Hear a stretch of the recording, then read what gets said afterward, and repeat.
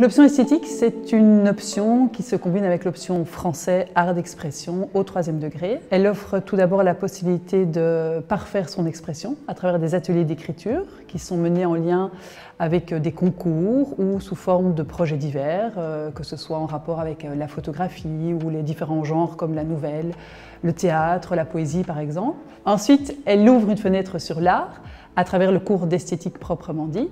Il s'agit d'une approche surtout réflexive et historique qui va se nourrir aussi de différentes visites d'expositions et de quelques essais pratiques. Dans le cadre des ateliers, on a déjà effectivement participé à plusieurs concours comme je l'ai évoqué et notamment avec Geneviève Damas ou que ce soit avec la Fédération Wallonie-Bruxelles qui sont là des concours plus importants. On a déjà travaillé sur la poésie et le slam, on a déjà écrit les nouvelles, ça c'est un incontournable en 5e parce que ça permet de fixer, on va dire déjà pas mal de bases à l'écrit, de voir un peu où chacun se situe.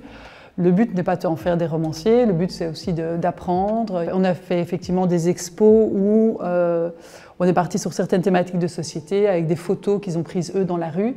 Et à partir de là, on a fait des textes en lien aussi, où on part effectivement en réto sur des choses qui sont plutôt liées au cours de français, parfois en tant que tel aussi. Et si on voit Sartre, par exemple, dans le cours, ben on aura à cœur d'écrire un huis clos, on va se mettre en scène aussi. On a aussi pour objectif régulièrement d'aller dans les petites classes, on va dire de fin de maternelle ou début de classe de primaire, présenter effectivement des histoires qui ont été écrites ou des histoires spectacles pour les enfants. Et alors en esthétique, les réalisations pratiques sont, par exemple dans le cadre du carnaval, on s'est centré plutôt sur l'art africain et donc les masques africains en tant que tels, leur signification en fonction des différents pays d'origine, etc. Ça peut être des réalisations très pratiques liées à des photomontages, par exemple aussi, que ce soit avec ordinateur, programme de montage ou simplement, on va dire, de façon plus manuelle pour ceux qui n'en disposent pas. Tout ça, à chaque fois en lien avec certains courants qui sont étudiés.